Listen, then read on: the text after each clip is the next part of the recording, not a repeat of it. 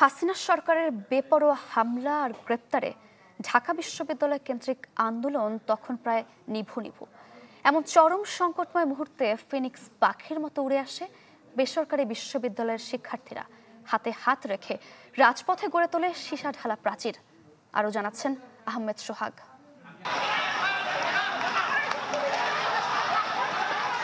15 জুলাই শিক্ষার্থীদের ওপর ছাত্রলীগের নারকীয় হামলা আর পুলিশি নির্যাতন, তবুও দমেনি ছাত্র সমাজ, বরং কোটা বিরোধী আন্দোলনের স্ফুলিঙ্গ ছড়িয়ে পড়ে সব পাবলিক বিশ্ববিদ্যালয়গুলোতে। অবস্থা বেগতিক দেখে 17 জুলাই অনির্দিষ্টকালের জন্য বন্ধ করে দেওয়া হয় সব পাবলিক বিশ্ববিদ্যালয়। ব্যাপক ধরপাকড়ে অনেকটা স্থগিত হয়ে পড়ে আন্দোলন। প্রায় নিভে যাওয়া সেই আন্দোলন নতুন করে জাগিয়ে তোলেন বেসরকারি বিশ্ববিদ্যালয়ের শিক্ষার্থীরা। সব রকম ঝুঁকি নিয়ে নামেন রাজপথে। 18 জুলাই রাজধানীর রামপুরা, বাড্ডা সহ গোটা প্রগতি সরণিতে শক্ত অবস্থান নেয় বেসরকারি বিশ্ববিদ্যালয়ের শিক্ষার্থীরা।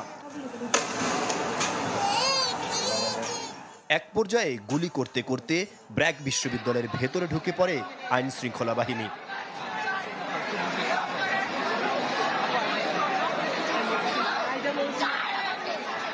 সঠিক মাত্রার কার্বন কম্বিনেশন বৃদ্ধি করে পাইপের ডাক্টিলিটি ও হেভি লোড নেয়ার ক্ষমতা। Falcon MS pipe. সন্ধ্যা 6টার দিকে আমরা 4 জন ফ্রেন্ড মিলে ফেসবুকে একটা পোস্ট দিই ইউনিভার্সিটির সামনের গেট থেকে।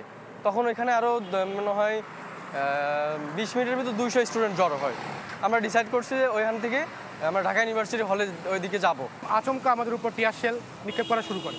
তো এই পর্যায়ে আমাদের ইউনিভার্সিটি ক্যাম্পাসের গেটটা তালাবদ্ধ ছিল, আমরা তালা ভেঙে ক্যাম্পাসের ভিতরে ঢুকে গিয়ে আমরা ক্যাম্পাসের গেটটা বন্ধ করে দিই। ব্র্যাক বিশ্ববিদ্যালয়ে হামলার খবর পেয়ে ঢাল হয়ে পাশে দাঁড়ায় ইস্ট ওয়েস্ট সহ বেশ কয়েকটি বিশ্ববিদ্যালয়ের শিক্ষার্থীরা। তাদের শক্ত প্রতিরোধে পালিয়ে যেতে বাধ্য হয় র্যাব পুলিশের সদস্যরা। কয়েক ঘন্টা পর তাদের উদ্ধার করা হয় হেলিকপ্টার দিয়ে।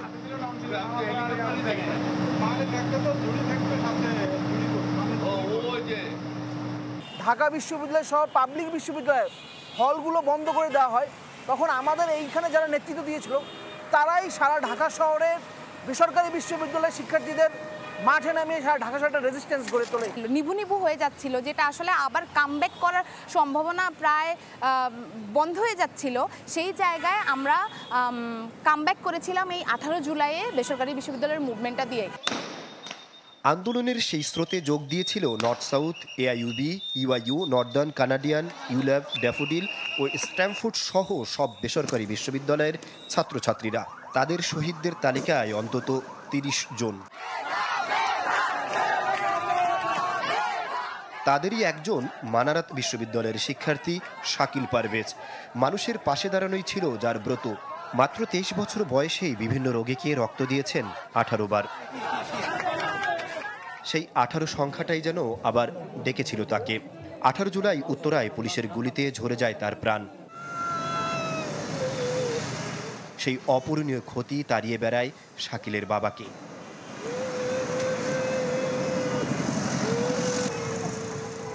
বার রক্ত দিয়ে শেষ রক্ত দেওয়ার ডেট ছিল 18 জুলাই। সেই 18 জুলাই তার দেহের সমস্ত রক্ত এই জাতিকে দিয়ে অনেক রক্তের বিনিময়ে এই ফেসিবাদ মুক্ত হবে, কিন্তু সেই রক্ত যে আমার ছেলে দিতে হবে এটাতে আমি প্রস্তুত ছিলাম না। আমার ছেলে প্রস্তুত আসিল কি আমি জানি না, হয়তোবা তার মুখ দিয়ে বের হচ্ছে রক্তের কথা। আল্লাহ পাক হয়তো কবুল করেছে। জুলাইয়ের আগে ও পরে কোনো কিছু পাওয়া না পাওয়ার হিসাবের খাতা খোলেননি বেসরকারি বিশ্ববিদ্যালয়ের শিক্ষার্থীরা। শুধু গণ অভ্যুত্থানের পাতায় রক্ত দিয়ে লিখে গেছেন আত্মত্যাগের ইতিহাস। আমাদের ছেলের রক্ত এই জন্য দেয় নাই। আহমেদ সোহাগ, চ্যানেল 24, ঢাকা।